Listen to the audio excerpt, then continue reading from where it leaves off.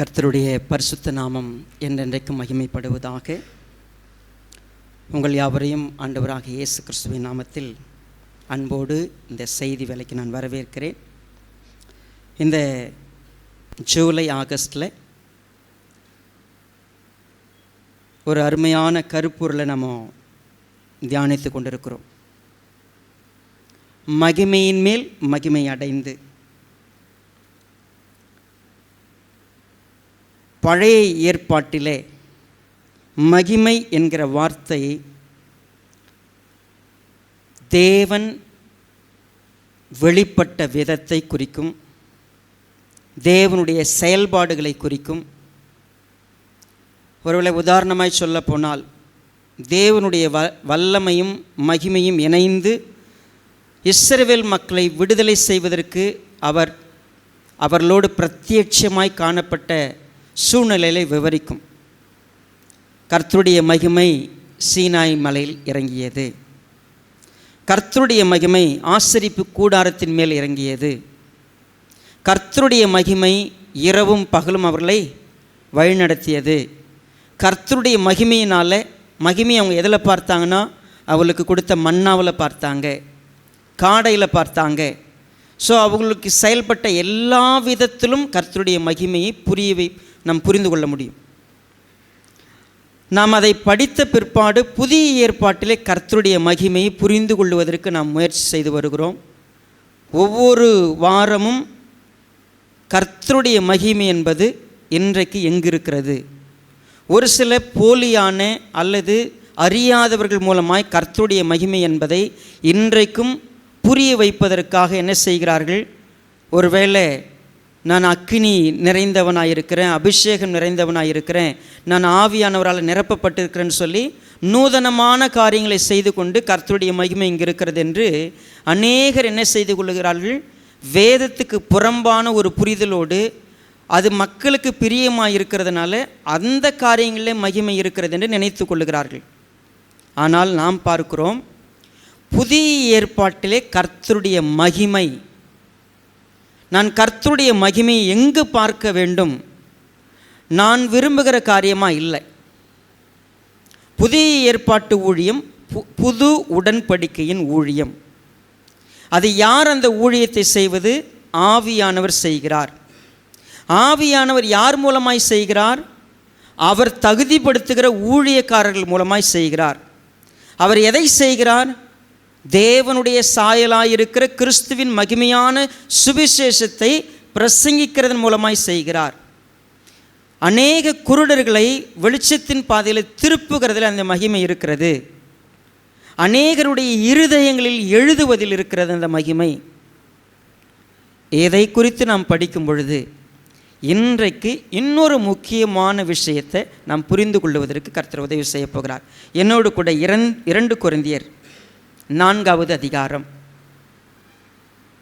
7வது வசனத்திலிருந்து இன்றைக்கு நாம் தியானிக்க போகிறோம்.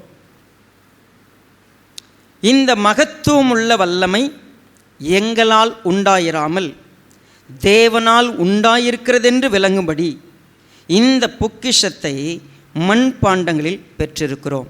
கண்களை மூடி நாம் செபிக்கலாம். பரிசுத்த பிதாவே, எங்களை நேசிக்கிறப்பா, இந்த அற்புதமான நேரத்துக்காய் ஸ்தோத்திரம். எங்களோடு கூட தொடர்ந்து நீர் பேசி கொண்டிருக்கிறீர், எங்களுக்கு விளங்க பண்ணுகிறீர், உணர்த்துகிறீர், எங்களை உருவாக்குகிறீர். எங்களை தாழ்த்துகிறோம் அப்பா. தாழ்மையுள்ள சிந்தையோடு ஒரு குழந்தையைப் போல உம்முடைய வசனத்தை வாஞ்சிக்கிறோம். எங்களுக்கு கற்றுத்தாங்க. உம்முடைய மகிமை எங்களை நிரப்பட்டும்.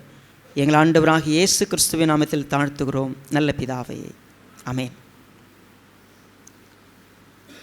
இந்த மகத்துவம் உள்ள வல்லமை எங்களால் உண்டாயிராமல் தேவனால் உண்டாயிருக்கிறதென்று விளங்கும்படி இந்த பொக்கிஷத்தை மண்பாண்டங்களில் பெற்றிருக்கிறோம்.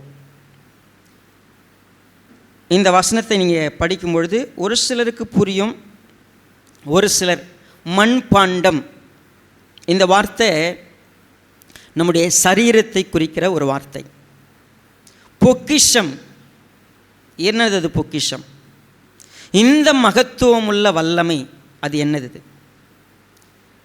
இதை நம்ம கொஞ்சம் புரிஞ்சுக்கிட்டா புதிய உடன்படிக்கையின் ஊழியம், புதிய உடன்படிக்கையில் எந்த இடத்தில் எந்த விஷயத்தில் மகிமை இருக்கிறது என்பதை புரிந்து கொள்வதற்கு நமக்கு உதவியாக இருக்கும்.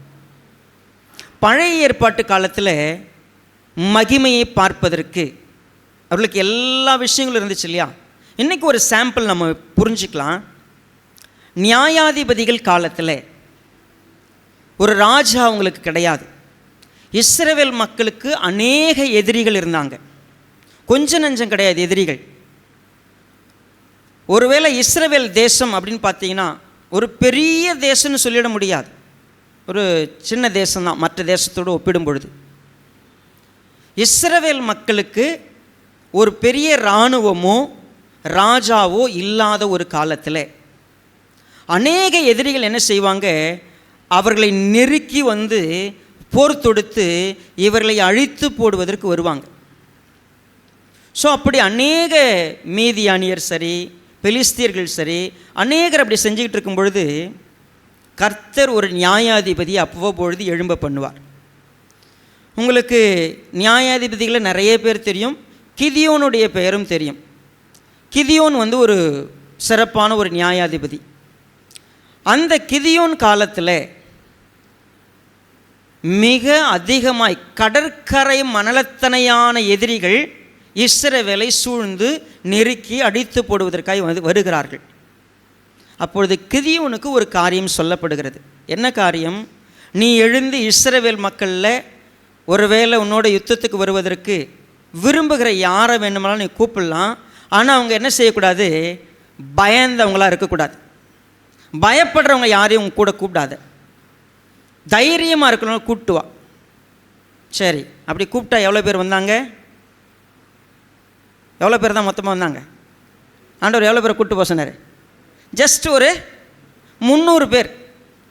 எவ்வளோ பேரை எதிர்த்து போகிறாங்க? லட்சக்கணக்கான பேரை. சரி, போகும்போது சண்டைக்கு என்னப்பா எடுத்துகிட்டு போக சொன்னார்? கத்தி, கோடாரி, ஏதாவது பெரிய பெரிய பீரங்கி, ஆயுதம் ஏதாவது எடுத்துகிட்டு போக சொன்னார்? எதுவுமே இல்லை. 2 விஷயம் கையில் எடுத்துகிட்டு போகணும். ஒன்று மண்பானை, இன்னொன்று தீவட்டி. சரியா? இது 2 எடுத்துகிட்டு போகணும். மூணாவது இன்னொன்று எக்காலம் ஒன்று எடுத்துகிட்டு போகணும். சரி, 3 காரியம் கையில் பிடிச்சிட்டு போகிறேன். சண்டைக்கு போகிறேன், யாராவது எடுத்துகிட்டு போவேன்னா முடியாது. அட்லீஸ்ட் ஏதாவது ஒரு குச்சியாவது என்ன பண்ணணும், எடுத்துகிட்டு போகணும். எதுவுமே இல்லை, சண்டைக்கு போ அப்படி. சரி, நீ போனால் வந்து அவங்களுக்கெல்லாம் இதை வச்சுட்டு எப்படியா போவேன்?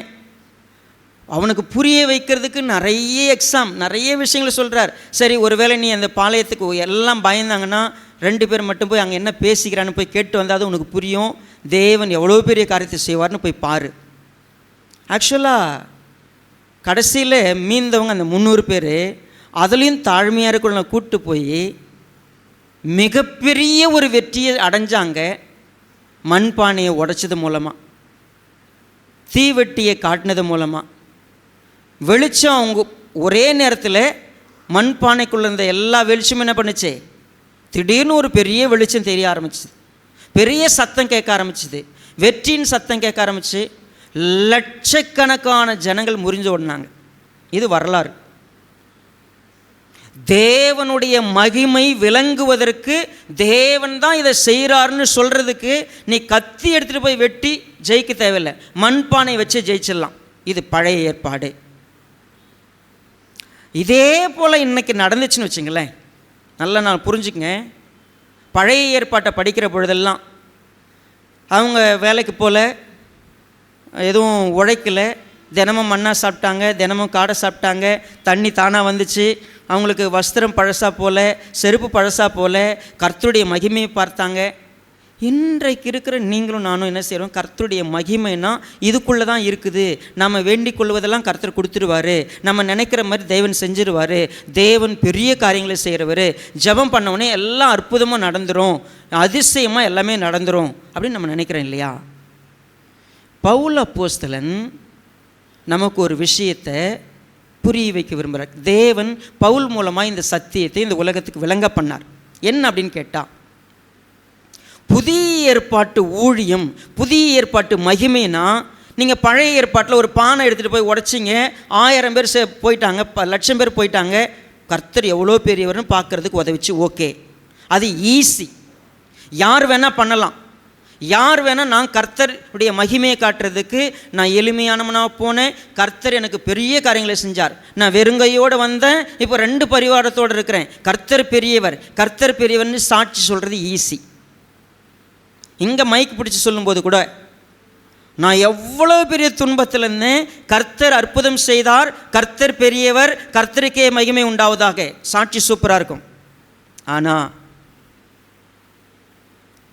தேவனுடைய மகிமைன்னா நீங்கள் எல்லாருமே இந்த அற்புதம் அடையாளம் பெரிய காரியங்களை இருக்குதுன்னு நினைக்கிறீங்க இல்லையா?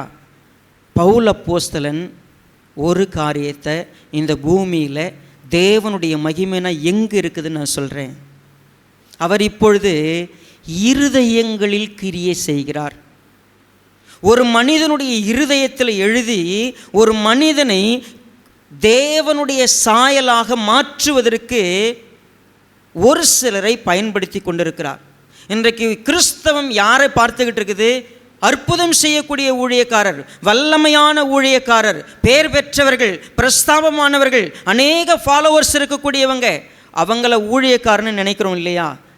அவங்க ஊழியக்காரர்னு சொன்னால் இங்கே வாசிக்க போகிற இவர் யார்? அவர் என்ன சொல்லுகிறார்? இந்த மகத்துவமுள்ள வல்லமை, சாதாரண வார்த்தை இல்லை இது, the excellence of the power, மகத்துவமான ஒரு வல்லமை மண்பாண்டத்தில் இருக்கிறது. மண்பாண்டம்னு சொன்னால் நீங்கள் நினச்சிக்காதீங்க மகிமைனா கிரேட்டான விஷயத்தில் பார்த்த உடனே பெரிய பெரிய காரியங்கள் இருக்குதுன்னு இல்லை. ஆக்சுவலாக இந்த உலகத்தில் உங்களுடைய பார்வையில் உங்கள் பார்வை வேறு, தேவனுடைய பார்வை வேறுன்னு அவர் வேலை பண்ணுறார். ஆக்சுவலாக நம்ம விஷயங்களை எப்படி புரிஞ்சிக்கிறோம், எப்படி எடுத்துக்கிறோன்னா, பொதுவாகவே 2 தாட் எப்பொழுதும் உலகத்தில் உண்டு. 2 விஷயங்கள் ஒன்றுக்கு ஒன்று என்ன செய்யும், இது உண்மைன்னா அதுக்கு ஆப்போசிட்டாக நினைக்கிறது ஒன்று இருக்கும்.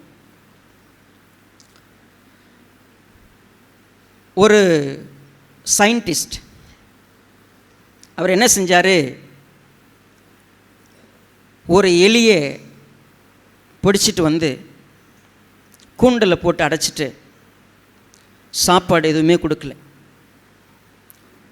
4-5 மணி நேரம் அந்த எலி பரபரப்பாக கூண்டில் அலைஞ்சிக்கிட்டே இருக்குது.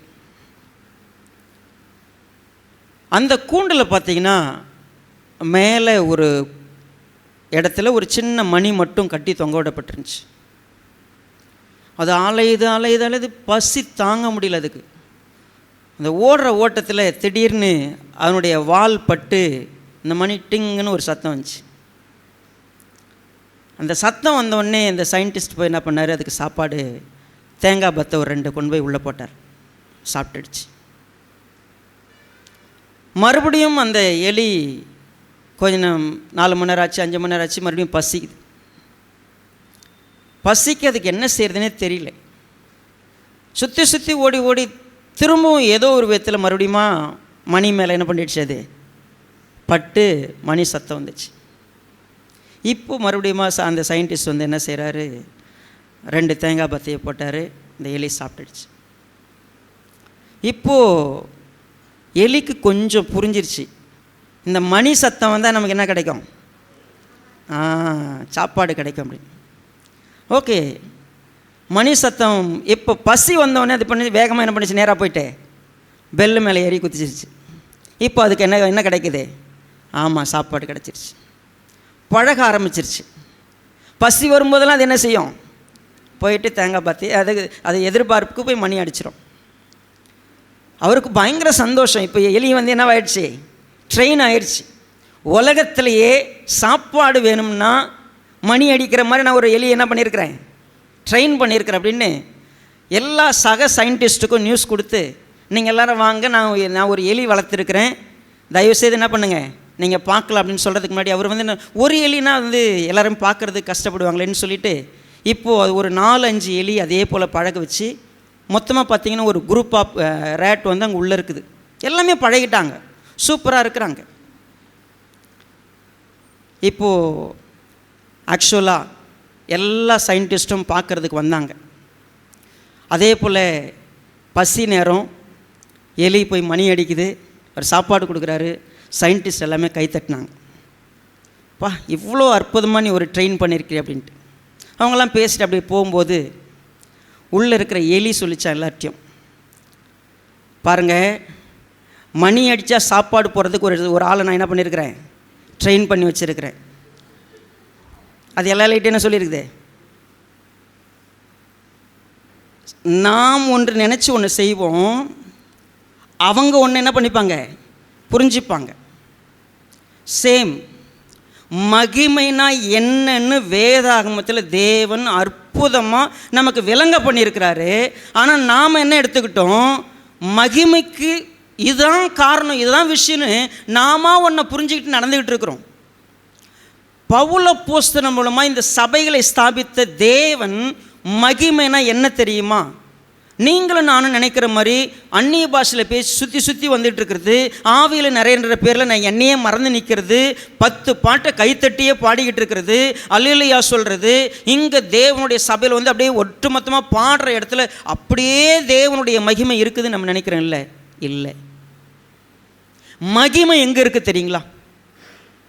நீங்களும் நானும் பாட்டு பாடுற நேரத்தில் ஒரு மகிமையை பார்க்க நினைக்கிறோம், ஜெபிக்கும் பொழுது பார்க்க நினைக்கிறோம், அல்லது பெரிய பெரிய அற்புதங்கள் அடையாளங்களில் பார்க்க நினைக்கிறோம். இந்த மகத்துவம் உள்ள வல்லமை எந்த வல்லமை? அது ஒரு மனிதனுடைய இருதயத்தில் எழுதி தேவனுடைய சாயலாக மாற்றுகிற அந்த மகத்துவம் உள்ள வல்லமை ஆவியானவருடைய கிரியை நடப்பிப்பதற்கு அவர் ஒன்று மேஜிக் ஷோ நடத்தலை. இப்படி கை நீட்டினோடனே 10 பேர் அப்படி விழுறது, அப்படி ஃபூன்னு ஊதினோடனே ஒரு 1000 பேர் விடு, இந்த ஜகால்ட்டி வேலைலாம் இங்கே இல்லை. அதெல்லாம் சும்மா, அது கர்த்தர் பேரில் நடக்கிற ஒரு போலித்தனமான விஷயம். கர்த்தர் என்ன செய்கிறார் தெரியுமா? மண்பாண்டம் போல இருக்கிற, அதுவும் மண்பாண்டம்னா ரொம்ப சொல்ல போனால் நீங்கள் உங்கள் வீட்டில் நிறைய வெசல் இருக்கலாம், தங்கத்தில் வெள்ளியில் அல்லது அநேக விஷயங்களை நீங்கள் வச்சுருப்பீங்க. உங்கள் வீட்டில் இருக்கிற வெசல்லே ரொம்ப அற்பமாய் பார்க்கப்படுவது அது மண்பாண்டமாக இருக்கும். ஏன்னா அது உடஞ்சிச்சின்னா என்ன பண்ண முடியும், ஈஸியாக வாங்கிடலாம். ஒரு விலையேற பெற்ற ஒரு பாத்திரமாக இருந்துச்சுன்னா அதை இழந்துட்டோம்னா ரொம்ப வருத்தப்படுவோம். மண்பாண்டம் போன்ற அற்பமான, நாங்கள் ஒருவேளை தகுதி இல்லாத எங்கள்கிட்ட எங்களுக்குள்ள ஒரு மகிமை உள்ள இருக்கிறது. அது என்ன? கிறிஸ்துவானவர் எங்களுக்குள்ள ஜீவனோடு இருக்கிறார். மகிமையின் நம்பிக்கையாக கிறிஸ்துவானவர் நமக்குள்ளே இருப்பதே அந்த ரகசியம். இப்போ மனப்பாட வசனம் படித்தோம்ல, அப்போ எங்களுக்குள்ள நாங்கள் போயிட்டு மற்றவங்களுக்கு கிறிஸ்துவானவருடைய அந்த முகத்தில் உள்ள அறிவின் ஒளியை தோன்ற பண்ணும் பொருட்டு அவர் முதல்ல எங்கள் இருதயத்தில் என்ன பண்ணார், பிரகாசித்தார், எங்களுக்குள்ளே வந்துட்டார். இப்போ எங்களுக்குள்ளே இருக்கிறது யார் தெரியுமா? இனி நான் அல்ல. நான் என்ன தெரியுமா செஞ்சிட்டேன்? கலாத்தியர் 2:20 என்ன சொல்லுது? இனி வாசிக்கலாமா? கலாத்தியர் 2:20 பாருங்க, நான் வாசிக்கிறேன், உங்களுக்காக நான் வாசிக்கிறேன். ரைட். கிறிஸ்துவுடனே கூட சிலுவையில் அறையப்பட்டேன், ஆயினும் பிழைத்திருக்கிறேன். இனி நான் அல்ல, கிறிஸ்துவே எனக்குள் பிழைத்திருக்கிறார். நான் இப்பொழுது மாம்சத்தில் பிழைத்திருக்கிறதோ என்னில் அன்பு கூர்ந்து எனக்காக தம்மை தாமே ஒப்பு கொடுத்த தேவனுடைய குமாரனை பற்றும் விசுவாசத்தினாலே பிழைத்திருக்கிறேன். உண்மையாகவே நான் ஜீவனோடு இருக்கிறேன்னு சொன்னான். நான் சாதாரணமான ஒரு மனிதன். எப்படிப்பட்ட மனிதன்? எனக்குள்ள ஒருத்தர் வல்லமையோடு இருக்கிறார், ஒருத்தர் மகிமையோடு உள்ள இருக்கிறார். நான் எப்படிப்பட்டவன்னு சொல்லிடுறேன். அடுத்த வசனத்தில் சொல்கிறார், நாங்கள் எப்பக்கத்திலும் நெருக்கப்படுகிறோம், நாங்கள் எல்லா சூழ்நிலும் கலக்கம் அடைகிறோம், நாங்கள் எல்லா நேரங்களிலும் துன்பப்படுத்தப்படுகிறோம், நாங்கள் எல்லா நேரங்களிலும் கீழே தள்ளப்படுகிறோம். 4 வார்த்தை இருக்குல்ல. 1, எப்பக்கத்திலும் நெருக்கப்படுகிறோம். 2, கலக்கம் அடைகிறோம். 3, துன்பப்படுத்தப்படுகிறோம். 4, கீழே தள்ளப்படுகிறோம். சரி, எல்லாரும் இப்போ அதை வாசிச்சிட்டிங்களா? 4த்தையும் நீங்கள் விசுவாசி ஆனதுலேருந்து நல்லா புரிஞ்சுங்க. நீங்கள் நானும் விசுவாசி ஆகிட்டோம். விசுவாசி ஆனதுலேருந்தே நம்ம ஆண்டவர்கிட்ட ஒரு அக்ரிமெண்ட் போடுறோம். ஆண்டவரே, நீங்கள் என்னை ரொம்ப அற்புதமாக நடத்துனீங்கன்னா என்னை உயர்வாக நடத்துனீங்கன்னா, எனக்கு இதெல்லாம் கொடுத்தீங்கன்னா நான் உங்களுக்கு என்னவாக இருப்பேன்? சாட்சியாக இருப்பேன். கர்த்தர் நான் வீடு இல்லாத வந்தேன், எனக்கு என்ன கொடுத்தாரு? வீடு கொடுத்தார். திருமணமாக இருந்துச்சு, கல்யாணம் பண்ணி வச்சார். குழந்தை இல்லாத இருந்துச்சு, குழந்தை கொடுத்தார். வேலை இல்லாமல் இருந்தேன், வேலை கொடுத்தார். வருமானம் கம்மியாக இருந்துச்சு, ப்ரமோஷன் கொடுத்தார். எங்கள் வீட்டில் கிணறு இருந்துச்சு, தண்ணி இல்லாமல் இருந்துச்சு, ஜெபம் பண்ண என்ன வந்துச்சு? தண்ணி வந்துருச்சு. அதுக்கப்புறம் நான் மிகப்பெரிய ஒரு காரியத்தில் வியாதியோடு இருந்தேன், கர்த்தர் சுகப்படுத்தினார். தேவனை வெளிப்படுத்துவதற்கு நான் அதிசயமாய் ஒரு மகிமை போன்ற ஒன்றை நான் எதிர்பார்க்குறேன். எதுக்கு? தேவன் என் கூட இருக்கிறாருன்னு சொல்கிறதுக்கு, தேவன் என்னை ஆசீர்வதிக்கிறாருன்னு சொல்கிறதுக்கு. இந்த மாதிரி மைக் பிடிச்சி சாட்சி சொல்கிறதுக்கும், தேவன் எங்கள் கூட இருக்கிறாருன்னு காட்டுறதுக்கும் நமக்கு நிறைய நகை வேணும், நிறைய பொருள் வேணும், நிறைய ஆசீர்வாதம் வேணும். இந்த தாட்டை இப்போ இந்த எலி மாதிரி என்ன பண்ணிட்டோமோ வேறு மாதிரி புரிஞ்சுக்கிட்டோம். ஏன்னா நான் ஜெபம் பண்ண ஆண்டவர் என்ன பண்ணிட்டு வரேன்? இப்போ நான் எப்படி தெரியுமா ஆண்டவரை பழகி வச்சுருக்கிறேன்? நான் ஜெபம் பண்ண அவர் கொடுத்துருவார். நான் நினைக்கிறதெல்லாம் அவர் செய்வார். அவர் தான் தேவன். ஆனால் பழைய ஏற்பாட்டுக்கும் புதிய ஏற்பாட்டுக்கும் ஒரு சின்ன வித்தியாசத்தை தேவன் அந்த மகிமை ஏன் காமிச்சார்னா, அவர் எந்த காரியத்தையும் செய்ய முடியும். அவர் ஒன்றும் அதை பொய் சொல்ல, அப்போ சொல்லிட்டு இப்போ செய்ய மாட்டேன்னா சொல்லலை. அவர் என்ன சொல்ல வர்றாரு? அவ்வளவு வல்லமையாய் கிரியை நடப்பிக்கக்கூடிய தேவன் ஒரு 300 பேரை கொண்டு லட்சக்கணக்கான பேரை தோல்வியடை செய்ய முடிஞ்ச தேவன், அவருடைய மகிமை இப்போ உங்கள்கிட்ட இருக்கு. அந்த வல்லமை உங்கள்கிட்ட இருக்கு. நீ மண்பாண்டத்தில் பெற்றிருக்குன்னு சொன்னால், நீ கிரேட்டாக இருந்தீன்னா கர்த்தருக்கு பேசுவியா? இப்போ 1,00,000 பேரை தோக்கடிச்சுன்னா பேசுவியானா? இல்லை. நீ எப்பக்கத்திலும் நெருக்கப்பட்டாலும், நீ தினமும் கலக்கம் அடைஞ்சாலும், நீ துன்பப்படுத்தப்பட்டாலும், கீழே தள்ளப்பட்டாலும், நீ சொல்லுவ, தேவனுடைய மகிமையினால் நான் இந்த உலகத்தில் இன்றைக்கும் நிற்கிறேன். எல்லாம் என்னை விட்டு போயிட்டுருக்குது, நான் இழந்துக்கிட்டே இருக்கிறேன், அடி வாங்கிக்கிட்டே இருக்கிறேன், அடி மேலே அடி விழுது, ஒவ்வொரு நாளும் நெருக்கம், ஒவ்வொரு நாளும் பிரச்சனை, ஒவ்வொரு நாளும் போராட்டம். ஆனால் நான் கர்த்தர் எனக்குள்ளே இருக்கிறார், நான் நிற்கிறேன். சொல்லுவோமா? நான் மண்பாண்டத்தில் பெற்றிருக்கிறேன், நான் ஒன்றும் தங்க பாத்திரத்தில் வாங்கி வச்சில்ல. இது மண்பாண்டம். இது தேவனுடைய மகிமை திறனா நான் மண்பாண்டமாக இருக்கணும். நான் என்ன சொல்கிறேன்? தேவனுடைய மகிமை திறனா எனக்கு தங்க பாத்திரம் வேணும் ஆண்டவரேன்னு கேட்டுனுக்கிறேன். தேவனுடைய மகிமை தெரியணும்னா நான் இப்படிலாம் இருக்கணும், கிரேட்டாக இருக்கணும், இந்த உலகத்தில் நான் இந்த உலகத்தில் ரொம்ப செழிப்பாக இருக்கணும், சிறப்பாக இருக்கணும். அப்போ கர்த்தர் யாருன்னு நான் சொல்லுவேன்? இல்லைங்க. என்னுடைய வாழ்க்கையில் என்னை எவ்வளவு நசுக்குனாலும், எவ்வளவு ஒடுக்குனாலும், எவ்வளவு கீழே தள்ளினாலும் எனக்குள்ள ஒருத்தர் இருக்கிறார். கிறிஸ்துவானவர் உள்ள இருக்கிறார். அவருடைய சாயல் எனக்குள்ள நிரம்பிக்கிட்டே இருக்குது. ஒவ்வொரு வாரமும் ஒவ்வொரு நாளும் கர்த்தர் எனக்கு ஒரு விஷயத்தை புரிய வைக்கிறார். கிறிஸ்துவானவர் இந்த பூமிக்கு வரும்பொழுது எந்த நோக்கத்துக்கு வந்தார், அவர் என்ன செஞ்சு இப்போ இதை எனக்கு கொடுத்துருக்கிறாரு, என்னை கொண்டு போய் எங்கே சேர்க்க போகிறாரு, எந்த மகிமை எனக்கு கிடைக்க போகிறது, அதை நான் பார்த்து பார்த்து பார்த்து, என்னங்க நான் இவ்வளோ விசுவாசத்தோடு வந்தேன், ஆனால் எனக்கு மட்டும் ஏன் இவ்வளோ பிரச்சனை? நான் கர்த்தரை தானே நம்பி வந்தேன், இவ்வளோ விசுவாசமாக இருக்கிறாங்க, ஏன் அவங்க வீட்டில் மட்டும் இவ்வளோ பிரச்சனை? அப்போ பிரச்சனை வராதவங்களாம் ரொம்ப நல்ல வீடா? நான் ஆண்டவரை நம்பி வந்தேங்க, சத்தியத்தை தேடி வந்தேங்க, ஒன்றுமே தெரியாதப்போ நல்லா இருந்தேன், இங்கே வர்றப்போ தான் எல்லாம் பிரச்சனை. நிறைய பிஸ்னஸ்மேன்லாம் சொல்கிறாங்க, பாஸ்டர் இந்த சர்ச்சுக்கு வரதுக்கு முன்னாடி பார்த்தீங்கன்னா அது பாட்டுன்னு பணம் வருங்க, எல்லாம் சரி, எல்லாம் சூப்பராக இருக்குங்க, இங்கே வந்த பிறப்பு தான் என்ன செய்யுது இப்போ அடி மேலே அடி. பாஸ்டர் ஒருவேளை தப்பான சர்ச்சுக்கு வந்துட்டணும், நான் ஒருவேளை ஆண்டவரை ஸ்தோத்திரம் பண்ணிக்கிட்டு அப்படியே துதிச்சுக்கிட்டு கர்த்தர் கொடுப்பாருன்னு நம்பி விசுவாசத்தோடு இருக்கிறப்பெல்லாம் நல்லா இருந்த மாதிரி தெரியுதே. அவர் சொல்கிறார், எப்பக்கத்தில் அப்படின்னா என்ன? எல்லா பக்கமும் நெருக்கம் வரும், ஒரு பக்கம் மட்டும் தள்ள, எல்லா பக்கமும் நெருக்கப்படுறீங்கன்னா உங்களுக்குள்ள ஒருத்தர் இருக்கிறார், அவர் வெளியே தெரியுது தான் அதுக்கு என்ன பண்ணப்படுதே, நீ நெருக்கப்படுற. ஆனால் நாம் என்ன நினைக்கிறோம், அவரை விட்டுட்டு தான் நம்ம நெருக்கப்படுறோமோ நினைக்கிறோம். இல்லை, அவர் ஒரிஜினலாக நமக்குள்ளே இருந்தார்னா நம்ம நெருக்கப்படுவோம். ஒரு சில விஷயங்கள் நமக்கு கலக்கத்தை கொடுக்கும். உண்மையாகவே நான் ப்ரேயருக்கு ஒரு சில நேரங்களில் ப்ரேயர் பண்ணும்போது ஆன்சர் இல்லைன்னா அமைதியாக இருப்பேன். கொஞ்சம் கடுமையான சூழ்நிலை, பிள்ளைகள் தவிக்கிறாங்க, பிள்ளைகள் அழுகுறாங்கன்னா எப்பயுமே பெற்றவங்களுக்கு ரொம்ப கஷ்டமாக இருக்கும். ஸோ சிண்ட்ரெல்லா இப்படி தவிக்கிறா அப்படின்றது என்னால் ஏற்றுக்க முடியல. ரொம்ப தூரமாக இருக்கிறேன். ஃபஸ்ட் டைம் நான் மணிப்பூரில் இருந்தேன், செகண்ட் டைமும் இங்கே இருக்கிறேன், என்னால் போக முடியல.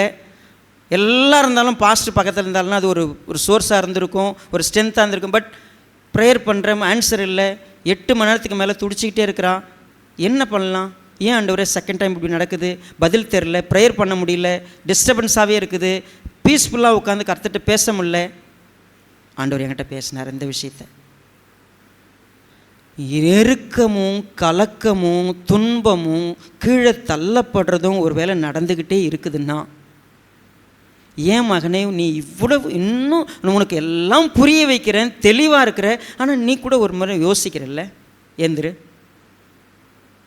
எந்த நேரமும் சாவைக்கினமான எங்கள் சரீரத்தில் கிறிஸ்துவின் மரணத்தை நான் எப்பொழுது என்ன பண்ணணும், நான் சுமந்து தெரியணுமே. ரெடி டு அக்செப்ட் எனிதிங், எந்த காரியத்தையும் ஏற்றுக்கொள்ள நான் தயாராக இருக்கிறேன்.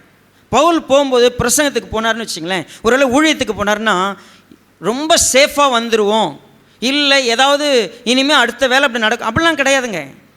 நாங்கள் சுவிசேஷத்துக்கு போனால் எங்கள் ஜீவனையும் கொடுக்கறதுக்கு நாங்கள் என்னவாக இருந்தோம், மனதாக இருந்தோம். நான் கிறிஸ்துவை ஏற்றுக்கொண்ட பிற்பாடு என் உயிர் எனக்கு ஒரு விஷயமே கிடையாது.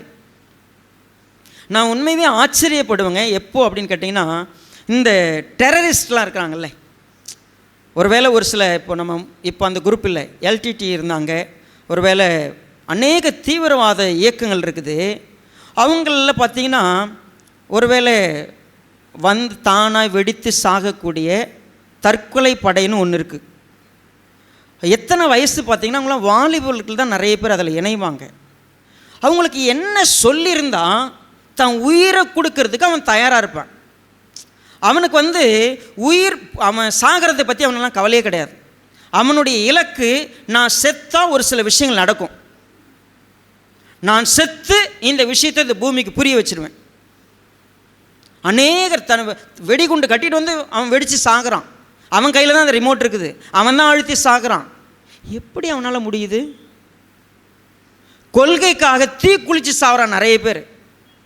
தலைவர் ஒன்றும் வேணாம், ஒரு முக்கியமான ஒரு தலைவரை இன்றைக்கி கைது பண்ணுறீங்க, 4 பேர் என்ன பண்ணுவான், மண்ணெண்ணெய் ஊற்றிக்கிட்டேன். அவனுக்கு ஒரு தைரியம், நான் கொளுத்திக்கிட்டேன், நான் நாக்கு வெட்டிக்கிட்டேன், எனக்கு என்ன பண்ணுவாங்க, எப்படியும் கவனிச்சிடுவாங்கன்னு அவனுக்கு ஒரு எண்ணம். ஓகே, அவங்களாம் செய்கிறாங்கல்ல. ஆனால் கர்த்தர் எனக்குள்ளே வந்திருக்கிறார், எனக்குள்ளே தான் இருக்கிறாரு, மகிமையாய் தங்கியிருக்கிறாரு. பொக்கிஷத்தை இந்த மண்பாண்டத்தில் வாங்கியிருக்கிறேன். மண்பாண்டம் உடையக்கூடிய பாண்டம், அது பலவீனமான ஒரு பாத்திரம். அந்த பாத்திரத்தை முக்கியத்துவப்படுத்தாமல் எப்படியாகிலும் கிறிஸ்து வெளிப்படுவதற்கு நான் என்னையே கொடுக்குறேங்கிற எண்ணம் ஏன் நமக்கு வரல?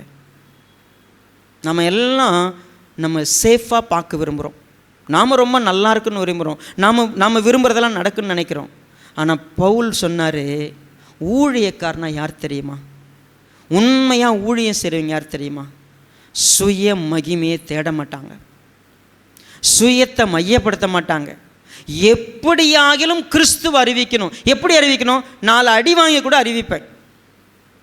ஆனால் நாம் இன்னைக்கு கஷ்டப்படாமல் வாழ பார்க்குறோம், எதையும் சந்திக்காமல் கிறிஸ்துவுக்காக வாழணும்னு நினைக்கிறோம். ஒரு சின்ன பிரச்சனையை கூட ஏற்றுக்க விரும்பலை. நம்மளை ஒரு வார்த்தை சொல்லிட்டாங்கன்னா உடனே நம்ம அதுக்கு அந்த இடத்துக்கு போக மாட்டோம்.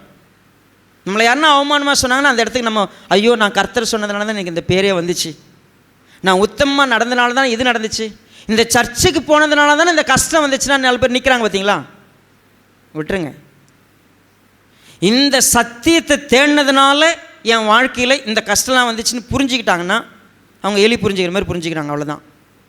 ஆனால் கிறிஸ்து எனக்குள்ளே வந்த பிற்பாடு நான் எந்த நிலைமையிலும் ஒன்றை நான் விரும்புகிறேன். என்ன விரும்புகிறேன் தெரியுமா? நான் மண்பாண்டமாக இருக்கிறேன். பழைய ஏற்பாட்டில் 2 வசனங்கள் நீங்கள் புரிஞ்சுக்கலாம். ஒன்று ஏசாயா 64 8வது வசனத்தை பாருங்கள். இப்பொழுதும் கர்த்தாவே, நீர் எங்களுடைய பிதா, நாங்கள் களிமண், நீர் எங்களை உருவாக்குகிறவர், நாங்கள் அனைவரும் உடைய கரத்தின் கிரியை. எரேமியா 18 கர்த்தருடைய வசனம் எரேமியாவுக்கு உண்டா என்ன சொல்கிறாரு பாருங்கள். 2வது வசனம், நீ எழுந்து குயவனின் வீட்டுக்கு போ, அங்கே என் வார்த்தைகளை உனக்கு தெரிவிப்பேன் என்றார். அப்படியே நான் குயவன் வீட்டுக்கு போனேன். இதோ அவன் திரிகையினாலே வளைந்து கொண்டிருந்தான். குயவன் வளைந்து கொண்டிருந்த மண்பாண்டம் அவன் கையிலே கெட்டு போயிற்று. அப்பொழுது அதை திருத்தமாய் செய்யும்படிக்கு தன் பார்வைக்கு சரியாய் கண்டபடி குயவன் அதை திரும்ப வேறே பாண்டமாக வணைந்தான். உண்மையாக இஸ்ரவேல் வம்சத்தாருக்கு ஆண்டவர் சொன்ன வார்த்தை, இந்த குயவன் செய்தது போல நான் உங்களுக்கு செய்யக்கூடாது என்று கர்த்தர் சொல்லுகிறார். இதோ இஸ்ரவேல் வீட்டாரே களிமண், குயவன் கையில் இருக்கிறது போல நீங்கள் என் கையில் இருக்கிறீர்கள். நம்ம ஒரு விஷயத்தை புரிஞ்சிக்கலாமா? நான் ஒரு களிமண். நான் உண்மையாகவே தேவன் என்னை வணைந்து செய்து அவரை வெளிப்படுத்துவதற்கு கிதியோன் கையில் இந்த மண்பாண்டத்தை போல என்னை உடைக்கலாம். அவருடைய வெளிச்சம் வெளியில் தெரியணும்னா மண்பானையை உடைச்சாகணும். ஒருவேளை உடைச்சாலும் நான் அழிஞ்சு போக மாட்டேன். ஏன்னா இந்த நிருபத்தில் எழுதும் பொழுது ஸ்டார்டிங், இப்போ நம்ம 2 கொரிந்தியர் 4 படிச்சுட்டு இருக்கிறோம். 2 கொரிந்தியர் 1 கவனிச்சின்னு வச்சிங்களேன், நாங்கள் எங்கள் பலத்துக்கு மிஞ்சின பாரம் என்ன பண்ணுச்சு எங்களுக்கு உண்டாச்சு. பிழைப்போம் என்கிற நம்பிக்கை அற்று போகத்தக்கதாக மரணம் வரும் என்று நாங்கள் என்ன பண்ணியிருந்தோம், நிச்சயித்திருந்தோம். ஒருவேளை சாவு வந்தாலும் தைரியமாக எதிர்கொண்டோம். நீங்களும் நானும் எந்த காரியத்தில் என் வாழ்க்கையில் நடக்கிற ஒரு பிரச்சனையை கர்த்தர் வெளிப்படுறதுக்கான ஒன்றா இருக்குன்னு ஏன் நம்ம நம்புறதில்லை? ஒருவேளை சிண்ட்ரெல்லா ஃபேமிலி இன்றைக்கி அதை எப்படி பார்க்கலாம்? சிண்ட்ரெல்லா ஃபேமிலி மட்டும் இல்லை, நம்ம ஃபேமிலி எல்லாம் ஒரு வேளை ஒரு விஷயம் நடக்குது, தேவனுடைய மகிமை விளங்குவதற்காகவே எப்பக்கத்தில் நான் நெருக்கப்பட்டாலும், கலக்கம் அடைந்தாலும், துன்பப்படுத்தப்பட்டாலும், கீழே தள்ளப்பட்டாலும், என் வாழ்க்கையில் நான் யாராக இருப்பேன்னா அந்த வசனத்தை திரும்ப நம்ம வாசித்து பார்ப்போம். சரிங்களா? 8வது வசனம் 2 கொரிந்தியர் 4:8 பாருங்க என்ன சொல்லுகிறது. நாங்கள் எப்பக்கத்திலும் நெருக்கப்பட்டும் என்ன பண்ணுறது இல்லைங்களா, ஒடுங்கி போக மாட்டோம். கலக்கம் அடைஞ்சாலும் மனமுறிவடைய மாட்டோம். துன்பப்படுத்தப்பட்டாலும் கைவிடப்படுகிறதில்லை. கீழே தள்ளப்பட்டாலும் மடிந்து போகிறதில்லை. ஏன்னா நாங்கள் உயிரோடு எழுப்புகிறவர் தான் என்ன பண்ணியிருக்கிறோம், நம்பி இருக்கிறோம். ஒருவேளை மரணம் வந்தாலும் உயிரோடு எழுப்புவார். சரி, நம்ம எத்தனை நிலைமையை பார்த்தோம். நீங்கள்லாம் கண்ணால் தேவனுடைய மகிமையை எந்த இடத்துல பார்ப்பீங்க, எப்படி பார்ப்பீங்க? அநேகர் நீங்கள் கோவிடை சந்திச்சிங்க. எல்லாருடைய நிலைமையும் என்னவோ 85% நுரையீரல் பாதிக்கப்பட்டுடுச்சு. சிடியில் 85%. சரி, ரிசல்ட் வந்து உடனடியாக ஹாஸ்பிட்டலுக்கு போயிட்டு அட்மிட் ஆகி ட்ரீட்மெண்ட் கிடைச்சா பரவாயில்ல. ஆண்டவர் வந்து ஊரில் இருக்கும்போது திடீர்னு சாவு வந்தால் கூப்பிட்டு வச்சு உயிரோட எழுப்பிடலாம். அவர் செத்துட்டான்னு தெரிஞ்சவொடனே 4 நாள் பின்ன 4 நாள் என்ன பண்ணுறாரு, அங்கேயே இருக்கிறாரு. அந்த மாதிரி தான் கோவிட் வந்து ரிசல்ட்டு 85% இமீடியட்டாக ஹாஸ்பிட்டல் அட்மிட் பண்ணுங்கள். எங்கேயும் பெட் இல்லை, கொண்டு போய் நிற்க வச்சுட்டு பரவாயில்ல அப்புறம் பொறுமையாக வாங்கன்ட்டாங்க. திரும்பி போகும்போதெல்லாம் மூச்சு விட முடியல, எல்லாம் போச்சு, முடிகிற நம்ம பயப்படவும் இல்லை, கலங்கவும் இல்லை, சாவை பற்றி பயப்படவே இல்லை. நீங்கள் எத்தனை பேர் தேவனுடைய மகிமையை கோவிடில் ஐசியூவில் படுத்துக்கிட்டு ஒரு மனுஷன் நமக்கு சத்தியத்தை சொல்லி கொடுத்தாருன்னு அந்த காட்சியினால் இருதயத்தை தொடப்பட்டு கர்த்தருடைய மகிமையை பார்த்தவங்க எத்தனை பேர்? நமக்கு தேவன் ஒவ்வொரு முறையும் விளங்க பண்ணார். எவ்வளவு நெருக்கினாலும் ஒடுங்கி போகிறதில்லை, கலக்கம் அடைஞ்சாலும் மனமுறிவு அடையிறதில்லை, துன்பப்படுத்தப்பட்டாலும் நான் எப்படிப்பட்ட நிலைமையிலும் கைவிடப்படாத ஒரு நபர் நான். எந்த நிலைமையிலும் கர்த்தர் விளங்க பண்ணார். ஒரு கிரேட் ஸ்காலரோ பிரசங்கம் பண்ண தெரிஞ்சாலும் நான் கிடையாது. உண்மையாகவே நான் யூடியூப்லாம் பார்க்குறப்போ பாஸ்டர்ஸ்லாம் எவ்வளோ அழகாக கோர்வையாக எவ்வளோ லட்சணமாக பேசுகிறாங்க, தமிழ் எவ்வளோ அழகாக வருது. எதுவுமே தெரியாத ஒரு ஆள். என் பாஷை நல்ல பாஷை கிடையாது. ஒரு வார்த்தை எப்படி சொல்லணும்னு வேற தெரிய மாட்டுக்கு. ஒரு அற்பமான ஒரு மனுஷன். வாழ்க்கை முழுவதும் தேவன் ஒரு செயல் மூலமாய் தேவனுடைய மகிமை இருக்கிறதுன்னு ஆதியிலிருந்து எல்லா இடத்துலையும் தேவன் காமிச்சிருக்கிறார். ஒவ்வொரு மனுஷனையும் வழியில் நின்னாலும் சரி, எங்கே பார்த்தாலும் சரி, சத்தியத்தை சொல்லி இது தேவனுடைய வார்த்தைன்னு புரிய வைக்கிறதுக்கு இடம் கொடுத்திருந்தார். ஆனால் நாம் என்ன தெரியுமா செய்கிறோம்? தேவனுடைய மகிமைன்னா நம்ம வேறு எங்கெங்கேயோ பார்த்துக்கிட்டு இருக்கிறோம். நாங்கள் எப்பொழுதும் தேவனுக்காக மரணத்தை சுமந்து திரிந்து கொண்டிருக்கிறோம். இங்கே ஒன்றும் கிரேட் இல்லை. நான் பெரிய அப்படியே மினுக்கிற வஸ்திரம் போட்டு பயங்கரமான அப்படியே மகிமை வல்லமையான ஊழியக்காரங்கிற அடையாளத்தோடு பேர் பிரஸ்தாபத்தோடு அப்படிலாம் இல்லை. என்கிட்ட எப்பக்கமும் நெருக்கப்படுவது இருக்கிறது, எப்பக்கமும் ஒடுக்கப்படுகிறது இருக்கிறது, எப்பக்கமும் என்னுடைய வாழ்க்கை கிரேட்டுன்னு சொல்கிறதுக்கு ஒன்றுமே இல்லை. ஏன்னா நான் எப்பொழுதும் களிமண்ணு கூட நான் சொல்ல மாட்டேன். என்ன களிமண்ணை என்ன பண்ணலாம் தெரியுமா? பாத்திரம் செய்யும்போது கெட்டு போச்சுன்னா என்ன பண்ணிடலாம்? திருப்பி அந்த கொயவன் செஞ்சிட்டான்ல.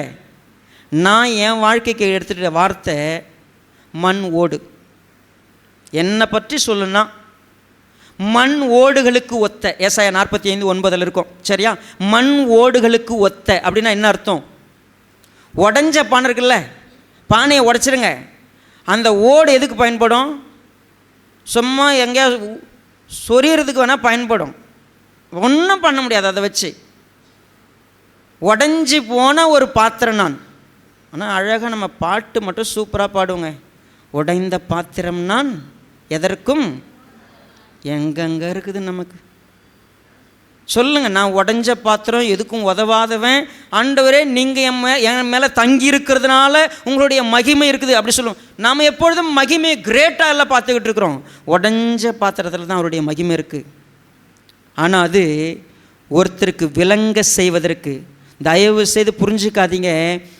தேவன் பெரிய அற்புதங்களை செய்தால் கர்த்தருடைய மகிமை விளங்கும். அந்த ஒருவேளை கண்ணு மேலே அந்த தோல் இருந்துச்சுன்னா அதை உரிச்சு எடுத்துருங்க. அந்த பார்வை எடுத்துருவோம்.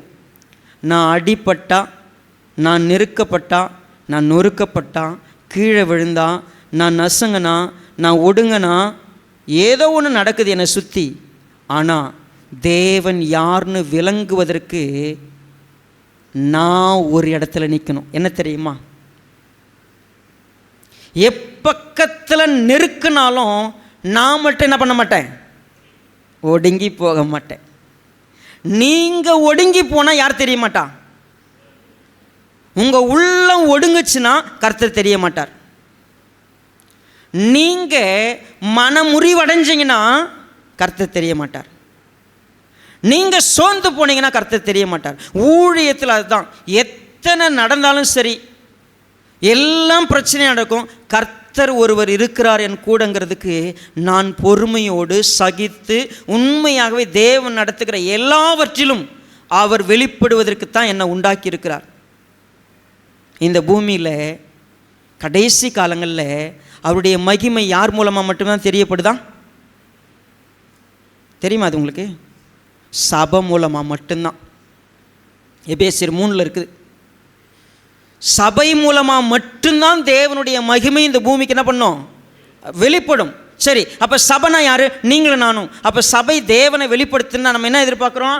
ஆண்டவரே என்னை பயங்கரமாக மாற்றிருங்க, என்னை இப்படி நடத்துங்க, நான் உங்களை பற்றி பேசுகிறேன்.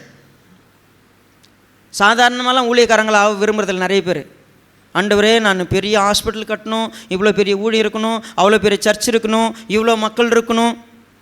எதுக்குப்பா? உனக்காகவா எனக்காகவா? என் பேர் பெருசாகணும். ஒரு பாட்டு எழுதுனா போதும், உடனே என்ன பண்ணுறோம்? நம்ம பெரிய ஆளாயிட்டோம். உண்மையாகவே சொல்கிறேங்க, நீங்கள் எத்தனை பேர் கேட்டீங்கன்னு தெரில, இந்த பாட்டை கேட்காமலாம் இருக்க மாட்டீங்க. சரிங்களா? கர்த்தரையே நீ நம்பு, சக்கரையே அட, பவுலால் பாட முடியுமா அப்படி? அவரை இன்னைக்கு 7 பேர் பேட்டி எடுத்துன்னுக்குறாங்க. இது எனக்கு கர்த்தர் 2015 கொடுத்துட்டாரு, இதுக்கு மியூசிக் அப்போவே 2017 போட்டேன் நான். கர்த்தருடைய மகிமை விளங்க தான் இந்த பாட்டே கிடச்சிருக்குது. கர்த்தருடைய மகிமைன்னு என்ன? சக்கரை வராமல் இருந்தால் உனக்கு என்னவா? நிறைய பேருக்கு இங்கே பெருமை இருக்குது தெரியுமா? எனக்கெல்லாம் சக்கரையே கிடையாது, எனக்கு எந்த வியாதியும் இல்லைங்க. அப்படின்னா என்ன? நீ என்னவோ பரலோகத்திலேருந்து குச்ச, அதை பெருமையாக நினைக்காதீங்க. அப்போ சக்கரை வச்சுருக்கிறவங்களாம் பாஸ்ட்டுக்கு சக்கரைக்கு எதிராக அதனால தான் பேசுகிறான்னு நினைக்காதே. ரைட்? அப்படி இல்லை. சக்கரை வருதுன்னா அப்போ கர்த்தரை நம்பாதவனா? சக்கரை வந்தாலும் நான் கர்த்தருடைய மகிமையோடு தான் இருக்கிறேன். எப்பக்கம் நான் நெருக்கப்பட்டாலும் கர்த்தருடைய மகிமை என் கூட இருக்குது, அவருடைய பிரச்சனை என் கூட இருக்குது. ஏன் தெரியுமா? என் சாயல் கிறிஸ்துவை போல மாறிக்கிட்டு இருக்கு. இப்போ புரிஞ்சுங்க, நான் கிறிஸ்துவை போல மாறிக்கொண்டிருக்கிறது தான் அவருடைய மகிமையா? கிறிஸ்துவினால எல்லா மகிமையான விஷயங்களையும் பெற்றுக்கொள்வது மகிமையா? நான் மண்பாண்டத்தில் பெற்றிருக்கிறேன், நெருக்கப்படுகிறவனாக இருக்கிறேன், ஒருவேளை கலக்கம் அடைகிறவனாக இருக்கிறேன், துன்பப்படுத்தப்படுகிறவனாக இருக்கிறேன், கீழே தள்ளப்படுகிறவனாக இருக்கிறேன். பட் ஸ்டில் என்ன பண்ணாலும் சரி என்னிலிருந்து ஒன்று தெரியுங்க. நான் அதனால தான் ரொம்ப வருஷத்துக்கு முன்னாடி இந்த காரியத்தை இப்படி எழுதினேன். எவ்வளவு நசுக்குனாலும் எவ்வளவு கசுக்குனாலும் உள்ள ஜீவனுள்ள தேவன் இருந்தார்னா ஜீவ வாசனையாக மட்டும்தான் நம்ம இருப்போம். ஸோ இந்த சர்ச்சுக்கு வந்தால் உங்களுக்கு துன்பமாக வருது, பிரச்சனையாக வருது, போராட்டமாக வருது, அதனால் வேறு எங்கேயாவது நல்ல இடமாக தான் பார்க்காதீங்க. அது உங்களை எங்கே கொண்டு போய் விட்டுரும்? விசாலமான பாதை கொண்டு போய், இது கொஞ்சம் நெருக்கமான பாதை. ஆனால் உண்மையாக சொல்லட்டுமா, இதில் இருக்கிற ஒரு களி கூறுதல், இதில் இருக்கிற ஒரு சந்தோஷம் வேறு எதுலையுமே இல்லை. நான் உண்மையாகவே பிரச்சனையின் போது அழுவலை. நான் பிரச்சனை முடிஞ்ச பிறகு ஓன்னு கத்தி அழுதேன். ஏன் தெரியுங்களா அழுதேன்? ஆண்டவரே, உங்களை நான் ஏன் பதில் இல்லை, ஏன் கேட்கல, ஏன் என்னால் உங்கள்கிட்ட பேச முடியல, இப்படிலாம் நெருக்கப்பட்டேன்ல. தேவன் எதை செஞ்சாலும் அற்புதமாக செய்வீங்கன்னு ஏன் முழு விசுவாசமும் அந்த நேரத்தில் செயல்படுத்துவதில் ஒரு குறைவு இருக்குதுன்னு சொல்லி கொடுக்குறீங்களே. I will learn. என்கிட்ட இருந்த ஒரு குறை இன்னும் கூட பிரச்சனை நேரத்தில் ஸ்ட்ராங்காக உறுதியாக தேவன் வெளிப்படுவதற்கான காரணம்னு ஏன் சொல்லலை? நீ அந்த விசுவாசத்தை நம்ம வளர்த்துப்போம். என்ன பவுல் சொன்னார் அவருடைய லைஃப்பில். நான் இந்த வார்த்தையை மட்டும் உங்களோட கூட வாசிக்க விரும்புகிறேன். இந்த 2 கொரிந்தியரில் 11வது அதிகாரம். ஒரு மனிதன் கிறிஸ்துவினால் பிடிக்கப்பட்ட பிற்பாடு இப்படியெல்லாம் ஒரு மனிதனால் இருக்க முடியுமா? Yes, he was able to. 2 கொரிந்தியர் 11வது அதிகாரம்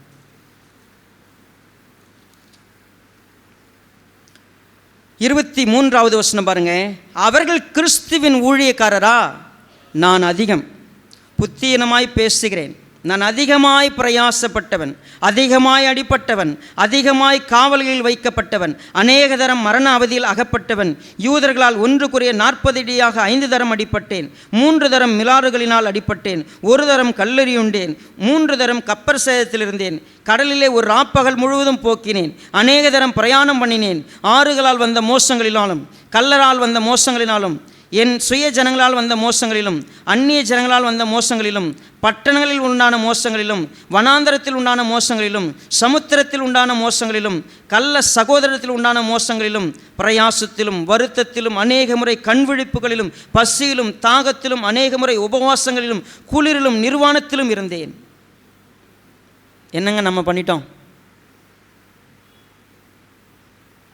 இதை பல வருஷத்துக்கு முன்னாடி படிக்கும்போது இந்த ஸ்டேட்மெண்ட் சொன்னது எத்தனை பேருக்கு ஞாபகம் தெரில.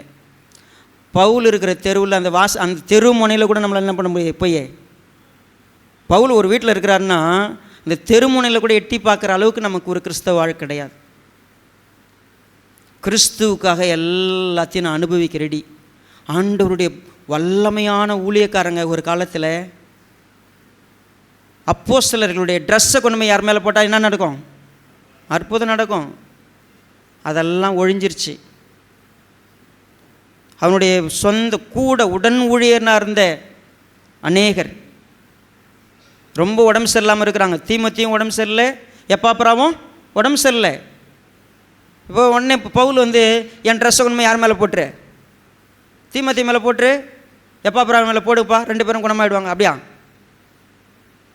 நான் இன்னும் துக்கத்தில் அமிழ்ந்து போகாதபடி கர்த்தர் என்ன பண்ண தெரியுமா, ஆண்டவரே கொஞ்சம் இரக்கம் பாராட்டுன்னு கெஞ்சனை ஆண்டவர் உதவி செஞ்சார். அற்புதம், அடையாளம், மகிமைனா எங்கேயோ அப்படியே கலர் புகையில், லைட்டில், அப்படியே ஆடுறதில் மயக்கி வச்சிருக்கிறாங்க உலகத்தில். இங்கே நீ துன்பப்படுத்தப்பட்டாலும் நீ கீழே விழுவதில் உண்மையாகவே தேவன் உன்னை தாங்குறார், நடத்துகிறார். அவருடைய மகிமை உன் கூட இருக்குது. ஒரு ஊழியக்காரன் எந்த அளவுக்கு பிரயாசப்பட்டு நமக்கு சொல்லி கொடுத்தாங்க, சேம் அதே தான். நான் சிம்பிளஸ்ட்டாக சொல்கிறேன். பாஸ்டர்கிட்ட கேட்டேன், பாஸ்டர் நீங்கள் வரும்பொழுது கோட் போட விரும்புகிறீங்களா அப்படின்னு. உடனே சொன்னார், நான் வந்து கோட்டு போட்டேன்னா அங்கே இருக்கிற எல்லாருக்கும் அந்நியனை போல தெரிவேன். ஸோ அதனால் நான் கோட் போட விரும்பலை, நான் எல்லாரோட கூட இருக்க விரும்புகிறேன். சிம்பிளுங்க. ஒவ்வொருத்தரும் நான் மேன்மையும் மகத்துவத்தையும் தேடுறவங்களாக இருந்தால் இந்த சபை இப்படி இருந்திருக்காது. தேவன் நம்மை அற்புதமான இடத்துல வச்சு சொல்லி கொடுத்து நம்ம இருதயத்தில் எழுதி தேவனுடைய மகிமைக்கு சான்று நீங்கள் தான். உங்களுக்கு பிரச்சனை வரும்போது நில்லுங்களேன், கர்த்தர் உங்களுக்குள்ளே மகிமையாக இருக்கிறாருன்னு காட்டுங்களேன். எப்போ காட்டுவீங்க? அலறி அடித்து அழுது பதறி எல்லாம் வீணாக போன பிறகு அப்புறம் ஆண்டவரை நான் நம்புறேன்னு சொல்லாதீங்க. எல்லாம் நடக்கும்போது தைரியமாக நின்று என்ன நடந்தாலும் எனக்கு ஒன்றும் ஆகாது, நான் இழந்தாலும் ஒன்றும் ஆகாது, அந்த விசுவாசத்தை வளர்த்துக்கிறதுக்கு கூப்பிட்டு நம்மளை அழைச்சிருக்கிறார். தேவனுடைய மகிமை எப்போ தெரியுமா விளங்கும்? உங்களுக்கு எல்லாம் கிடைக்கும் பொழுதல்ல, நீங்கள் ஒவ்வொன்றாய் இழக்கும்போது தேவனுடைய மகிமை உங்கள் கூட இருக்குதுன்னு உங்கள் விசுவாசம், உங்கள் செயல், உங்கள் கேரக்டர் காட்டணும். அதை இன்றைக்கு நீங்களும் நானும் கற்றுக்குவோமா? கர்த்தர் நமக்கு உதவி செய்து கண்கள் முடிச்சோம். பலன். பரிசுத்த பிதாவே, நேசிக்கிறப்பா, தம்முடைய மகத்துவத்துக்காக மகிமைக்காக நன்றி செலுத்துகிற கர்த்தாவே, எங்களோட பேசணுடைய வார்த்தைகளுக்காக நன்றி. நாங்கள் என்ன செய்கிறோம் அப்படிங்கிறதில்ல, என்ன சிந்திக்கிறோங்கிறதில்ல, நாங்கள் எப்படி இருக்கிறோங்கிறதில்ல, ஒவ்வொரு நாளும் எங்களை ஆய்வு செய்ய நீங்கள் எங்களுக்கு மிகப்பெரிய ஒரு அழைப்பை கொடுக்குறீங்க. எங்களுடைய சிந்தையை அறிந்த தேவன் எங்களுக்கு போதிக்கிறீங்க. ஒவ்வொரு நாளும் உணர்த்தப்படுகிறோம். வளர உம்முடைய மகிமையை வெளிப்படுத்த உதவி செய்யுங்க. உம்முடைய தயவு ஆட்கொள்ளட்டும். இந்த அற்புதமான ஒரு குடும்பத்துக்காக உம்மை துதிக்கிறோம். இந்த சத்தியங்களுக்காக உம்மை துதிக்கிறோம். எங்களுக்கு கொடுக்கப்பட்ட முன்மாதிரியான ஊழியக்காரர்களுக்காய் நன்றி. எங்கள் இருதயங்களை எழுதுவதற்காய் நன்றி. நாங்கள் பயன்படுத்தி கொள்ள கிருபை தாங்க. இயேசு ராஜா நாமத்தில் ஒப்புக் கொடுக்கிறோம் நல்ல பிதாவே, ஆமென். சிலுவை சுமந்தோராய்